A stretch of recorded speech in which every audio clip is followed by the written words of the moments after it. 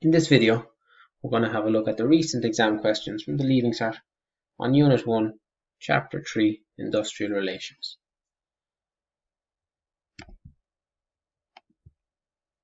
One of the most popular questions over the last 10 years has been the Unfair Dismissal Act in 1977-2015. It's been asked in 3 different ways over the 4 times it's come up. So it's come up in 2021, 2018, 2016 and 2012. The way it came up in 2021 is on screen there. They ask us to outline 3 forms of redress available to employees who have been unfairly dismissed. Again, you're looking for your 3 items for 20 marks. So you have nice long answers. Again, our state, explain, layout. Quite a doable question. In 2018, they brought it up in a different way. They said under the terms of the Act, explain the grounds for dismissal that are deemed fair. Came up very similarly in 2016. So we can see there, again, our 3 points out of our 20 marks, 7, 7, 6. They're looking for a little bit more detail than your 5 mark answers. So just be aware of that. You can see on the scheme there, the answers are a little bit more detailed. But there's nothing there specifically. There's no key terms that they're looking for. They want decent long answers. So a very similar question that came up in 2016. So asked very much the same way. 2 reasons for fair dismissal set out under the Unfair Dismissal Act. So they only looked for 2. Very similar question. In 2012, they asked us about the procedures that should be followed before dismissing an employee under the Act. So this was the 3rd way in which they brought up the Unfair Dismissal Act.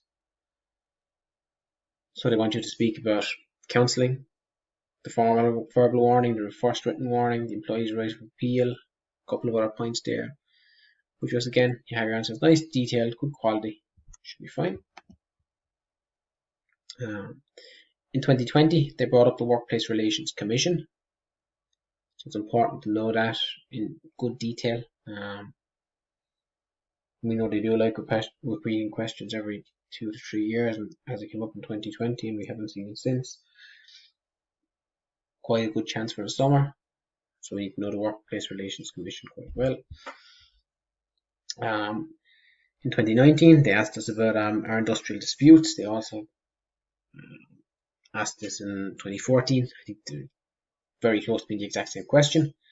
In this case, they've asked us for 3 reasons other than pay for a dispute. So you can't use pay as your dispute, which is the most common one that students may use, but you can use working conditions, unfair dismissal, demarcation, technology, unfair redundancy, any of those ones there are all fine using our state and explain method. Onto our trade disputes. Sometimes this style of question, where they ask you can throw people off, so just keep an eye on that. It's not a bad one at all.